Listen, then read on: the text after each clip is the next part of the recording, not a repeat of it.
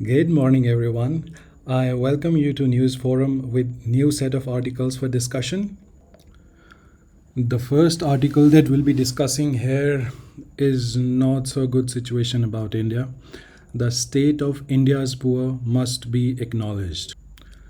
2013 के एक सर्वे के according India stood at 99th among 131 countries with an average income of $616 per annum and ये lowest income country थी among BRICS. BRICS stands for Brazil, Russia, India, China and South Africa, and it was categorized as lower middle income country.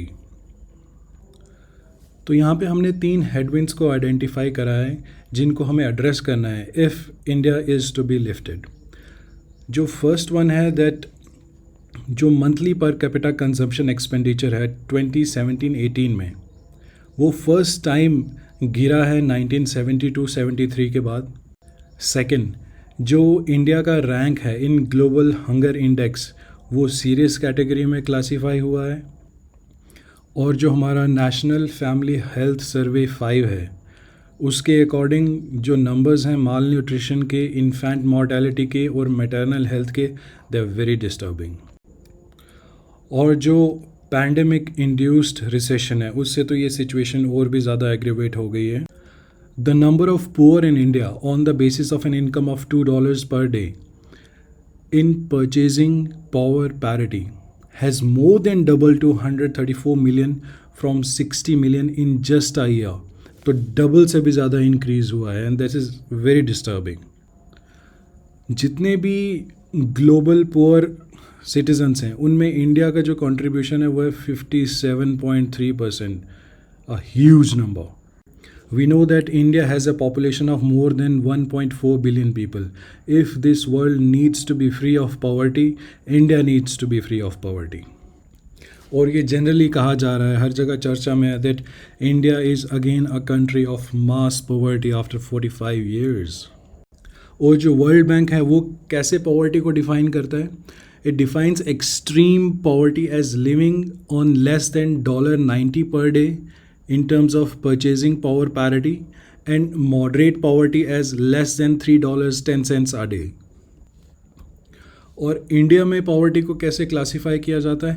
In 2011 Suresh Tendulkar committee के accordingly जो poverty line है उसको ऐसे define किया गया था कि 27 rupees per capita per day for rural India and 33 per capita per day for urban India.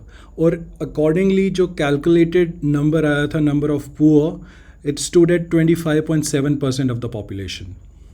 And again after 2011 census जो कंक्लूजन हुआ था उससे काफ़ी डिबेट हुआ था and all that it led to the setting up of C Rangarajan committee जिसने 2014 में estimate किया था that the number of poor were 29.6%.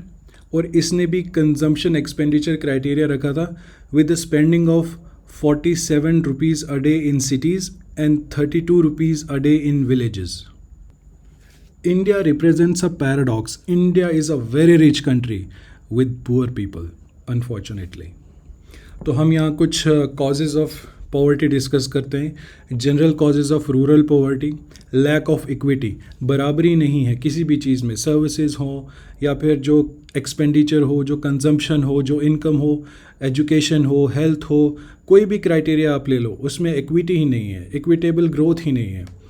Rapid population growth. We are a country of more than 1.4 billion people and we are just growing and growing. We'll be the most populous country in the world by 2027 as per a UN report.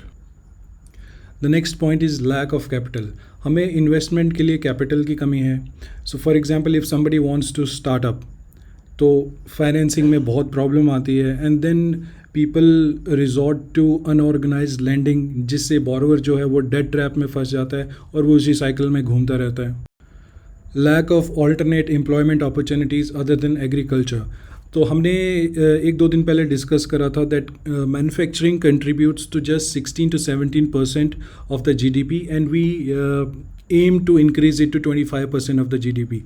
And each job created in the manufacturing sector has a multiplier effect that it creates 2-3 jobs in the services sector. So till the time हमारी manufacturing industry नहीं grow करेगी तब तक job creation में problem रहेगा. Excessive population pressure on agriculture. हमारे जो land holdings हैं वो स्मॉल साइज लैंड होल्डिंग्स हैं, less than 2 hectares majority of the population के पास हैं. तो इससे जो हमारा आउटपुट है, जो ग्रेन यील्ड है या जो एफिशिएंसी इन एग्रीकल्चर है, उस पे हिट आता है. Illiteracy, lack of equity in education again, regional disparities, child marriage, lack of proper implementation of public distribution system. और उसके बाद कुछ अर्बन पॉवर्टी के कॉजेज़ भी डिस्कस करते हैं, जैसे माइग्रेशन फ्रॉम रूरल एरियाज़. जब रूरल एरिया से माइग्रेशन होती है toward city in search of job, एक तो वहाँ पे स्किल्ड लेबर नहीं है, हाउसिंग फैसिलिटीज़ नहीं है, जिससे स्लम्स डेवलप होते हैं. और अभी आपने देखा होगा जैसे कोविड-19 सिचुएशन में millions of workers are going back to the rural hinterland. वहाँ पे जो जॉब अपॉर्चुनिटीज़ हैं वो पहले से ही लिमिटेड हैं. Now when the people are moving back to rural areas, जो डिनोमिनेटर है वो बहुत हो जाता है and those opportunities get divided और फिर इनएफिशिएंसी तो होती ही होती है. अभी हमने पढ़ा that India has been classified as in the serious category of hunger index. तो अब हम पढ़ते हैं कि हंगर इंडेक्स क्या है, इसको कौन पब्लिश करता है, इसके क्या पैरामीटर्स हैं, इसकी क्या इम्प्लीकेशंस हैं. So let's have a look here. एक इम्पॉर्टेंट पॉइंट जो हमें यहाँ से पता चलता है that country has the highest prevalence of wastage. It's a very disturbing fact guys. In 2010 and 14 जो नंबर था वेस्टेड चिल्ड्रन का, इट वाज 15.1%. और 2015 से 19 में it has increased to 17.3%. Now India stands at 17.3% of child wasting. तो overall India का rank 94 है out of 107 countries. हमारे जो नेबर्स हैं बांग्लादेश या पाकिस्तान, उससे भी नीचे हैं हम ग्लोबल हंगर इंडेक्स में.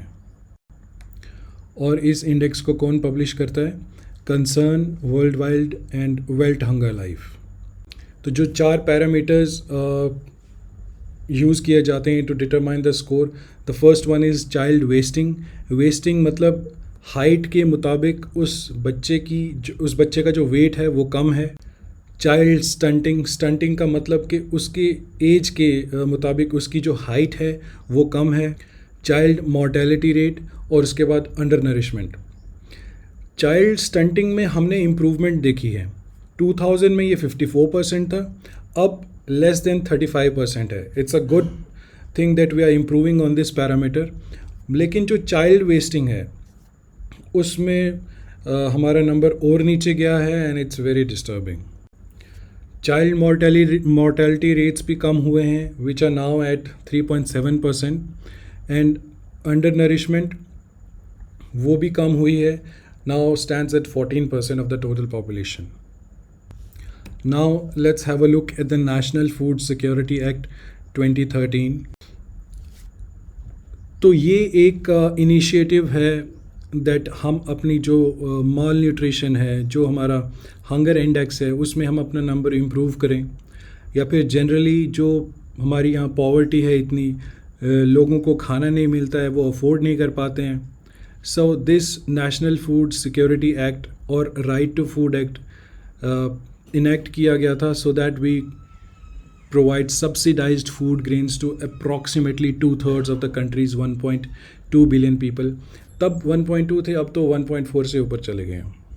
तो इस सिक्योरिटी एक्ट के अंदर क्या क्या आता है? मिड डे मील स्कीम आती है, जो बच्चों को खाना दिया जाता है स्कूल्स में, आंगनवाड़ीज़ में etcetera. Integrated child development services जो मिनिस्ट्री ऑफ चाइल्ड वेलफेयर के अंडर हैं. And public distribution system. तो इस पब्लिक डिस्ट्रीब्यूशन सिस्टम में एलिजिबल पीपल को 5 किलो पर पर्सन पर मंथ सीरियल्स दिए जाते हैं, जो राइस है एट 3 रुपीज़ पर kg, वीट एट 2 रुपीज़ पर kg एंड कोर्स ग्रेन्स जो मिलेट्स एट 1 रुपीज़ पर kg. तो ये पब्लिक डिस्ट्रीब्यूशन सिस्टम जो है, it has to reach about 2/3 of the population, which is 75% in rural areas and 50% in urban areas. So you can have a look at this diagram over here, the food security and its implications. It's very important. You can write good answers with its help. If we look at our constitution under directive principles of state policy, in Article 39, which says to secure the right of adequate means of livelihood for all citizens, the equitable distribution of material resources of the community for the common good, prevention of concentration of wealth and means of production, equal pay for equal work for men and women, preservation of health and strength of workers and children against forcible abuse, opportunities for healthy development of children. And also in Article 39F, to secure opportunities for healthy development of children, which was added through 42nd Amendment Act 1976. So these are good provisions related to these issues. I am convinced that we have the best constitution in the world. However, we need to put in a lot of effort for its effective implementation with integrity. Integrity is the key point here. इस world में अगर कोई भी problem solve करनी है, for example poverty, hunger, good health, wellbeing, तो India में पहले उस प्रॉब्लम को सॉल्व करना पड़ेगा, because we have a huge population base and that too young population. We need to reap the benefits of demographic dividend. तो अब ये इश्यूज़ हैं, इसलिए कहा जाता है that the world is not on the track to achieve the second sustainable development goal known as zero hunger for short by 2030. तो ये sustainable development goals क्या हैं?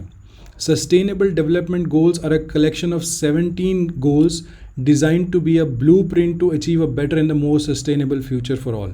ताकि जो हमारा टाइम है, जो हमारी जनरेशन है, उसके लिए भी सब अच्छा रहे और जो आने वाली जनरेशन्स हैं उनके लिए भी सब अच्छा रहे. तो ये गोल्स 2015 में सेट किए गए थे by United Nations General Assembly and are intended to be achieved by the year 2030. तो मैंने ये जो 2-3 टॉपिक्स अभी उठाए हैं, इसमें हम देखेंगे कि कौन कौन से गोल जो हैं वो इनके रिलेटेड है. जो गोल 1 है that aims for no poverty, जो गोल 2 है that aims for zero hunger, that means no hunger, जो गोल 3 है that aims for good health and wellbeing. इधर 17 गोल्स हैं, you can just have a look at them and whenever you read something, for example you are reading something about education, problems of education, so we need to note that it relates to sustainable development goal number 4. So we are talking about, when we talk about gender equality, we need to refer to goal number 5 and so on. And then some good to know information. जो हमारी Indira Gandhi canal है, that's the country's longest canal, उसमें जो repair work चल रहा था वो complete हो गया, तो इसीलिए ये न्यूज़ में है. So we need to know that it is the country's longest canal and it terminates in Thar desert Rajasthan. उसके बाद जो सेक्शन 309 है इंडियन पिनल कोड, वो किससे रिलेट करती है? It relates to suicide. So I think that's all for today and tomorrow we'll be back with another set of news articles. So stay tuned. Thank you so much for your time.